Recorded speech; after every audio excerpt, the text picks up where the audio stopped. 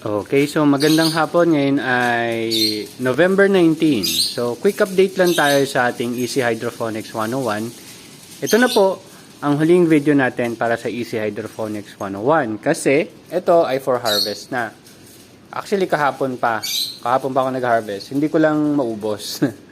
Pero yan, ganyan yung naging resulta natin after 6 weeks or up to 7 weeks ng pag-aalaga sa kanya. So, naka-3 hanggang 4 na refill tayo ng container at ito pa yung iba.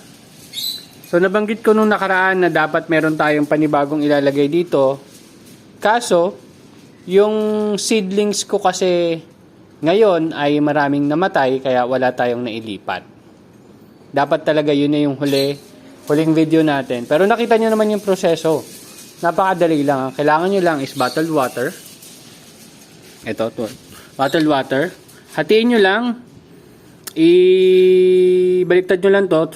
So, kung wala kayong net cups, katulad ng net cups na ginagamit ko, ang pwede nyo gawin is yung takip.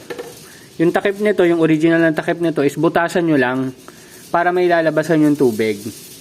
Medyo mahirap kasi butasan tong gilid kung wala kayong soldering iron. So, ang sinasuggest ko is kahit itong dulo lang, butasan nyo lang ng pako or kung anong matulis na bagay para pumasok yung tubig.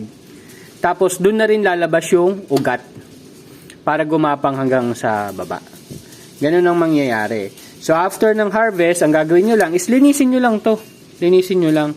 Medyo mahirap pero kaya naman yan kung may toothbrush. Yan. Linisin yung toothbrush. So, ganun ulit yung proseso. At, yun. Ang hindi ko lang naituro sa inyo dito is yung pag-prepare ng ating coco peat. Diba? Pero, alam niyo naman kung paano mag-prepare niyan na may video na rin tayo niyan. At, saka, yung buto. Yung buto naman, nabibili naman sa online. Pwede rin kayong bumili muna nung mga buto na Ramgo, which is mura lang. Dahil nagsisimula pa lang naman kayo. Kasi itong mga botong gamit natin, katulad nitong Olmeti, ay 2 piso isa. Yung Ramgo, mura lang yon. Magiging challenge lang doon ay hindi lahat mag-germinate. So, yun lang. Ito kasi sa rice 1, mga 90%, so 1 out of 10, so minsan up to 95, up to 99% talaga ay tumutubo. Na-experience ko naman yun. Then, sometimes 100% tumubo yung mga buto. So, ano yung prosesong ginawa natin? Dito sa Easy Hydroponics natin, is una, nagtimpla lang tayo ng nutrient solution. Then, ilipat mo na agad yung seedlings. Kasi may seedlings ka na. So, dun sa mga magsisimula, kailangan nyo ng coco peat. Then, kailangan nyo ng buto. So, outdoor na lang muna yung magiging growing nyo since hindi ko ma-advise muna na mag-setup ka agad kayo ng indoor kasi medyo mas magastos yun. Ang kailangan natin is makamura. Although palagay ko may mga challenges, especially kung open yung space nyo. Ang isang problema dyan is yung ibon. And kung wala kayong bubong, ang problema naman dyan is pag umulan. So, yun na lang ang sigurong gawan nyo ng setup. May maliit na kulambo, tapos kahit plastic lang sa taas, para lang hindi direktang maulanan yung mga seedlings nyo. Or kung may mga veranda man kayo or terrace, pwedeng dun lang muna. Kahit hindi man siya direktang tamaan ng araw, pero mas maganda kung tinatamaan ng araw, ay siguradong tutubo pa rin naman yan. Hindi lang ganun kaganda. Katulad na naging experience ko dati dito. Kung maalala nyo. Kasi, ayan o, wala naman. Yung sunlight niya lang sa gilid, parang 2 to 3 hours lang yung araw dyan, tas wala na.